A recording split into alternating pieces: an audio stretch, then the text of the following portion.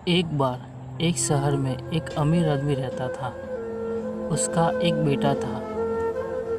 बेटा एक बहुत ही बड़े घर, शानदार कारों और खिलौनों से भरे कमरे में जैसे आरामदायक जीवन के साथ बड़ा हुआ था और आए दिन अपने पिता से फालतू खर्च करने के लिए पैसे मांगता था और हमेशा ईश्वर से शिकायत करता था कि उनको ईश्वर ने कुछ भी नहीं दिया। अमीर आदमी अपने बेटे को लेकर बहुत ही चिंतित था, क्योंकि इस आरामदायक जीवन ने उसे आलसी और कमज़ोर बना दिया था। अब वो नहीं जानता था कि मेहनत क्या होती है। अमीर आदमी जब भी अपने बेटे को काम या मेहनत करने के लिए कहता था, तो उसका बेटा कहता था कि पापा, हम गरीब नहीं, अमीर हैं और काम और मेहनत गरीब लोग करते हैं और मुझे गरीबों से नफरत है। अमीर आदमी अपने बेटे को समझाने की बहुत कोशिश करता और अपने बेटों को कहता कि गरीब आदमी ही मेहनत करके अमीर आदमी बनता है और गरीब अमीर कुछ नहीं होता है।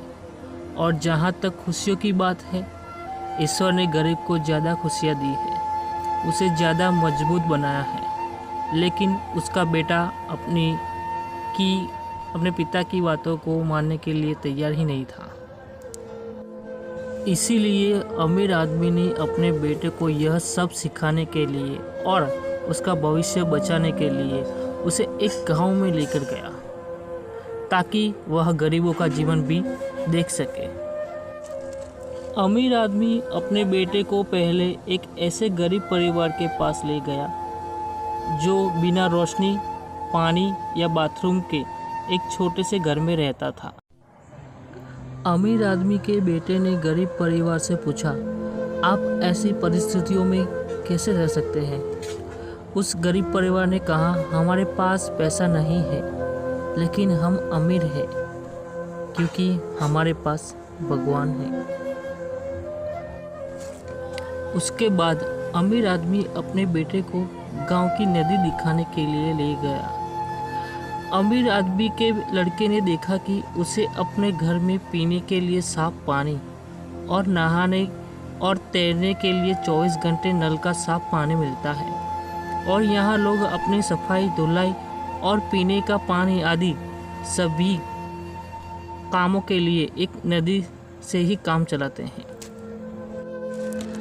थोड़ी ही देर में रात हो गई और वे रात बिताने के लिए एक छोटे से घर में पहुंचे। लड़का बिना बिस्तर और पंखे के सो नहीं सकता था। अमीर आदमी और उसका लड़का बाहर से आने वाली अजीब आवाज़ों से परेशान थे। लड़के ने उठकर शोर को सुना तो उसने पाया कि लड़कों का एक समूह खुशी से आग और चारों ओर खेल रहा है।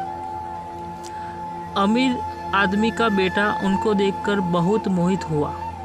उसने सोचा कि उसके पास दुनिया का हर खिलौना है, लेकिन उन लड़कों के पास जो खुशी और आनंद है वो उसके पास नहीं।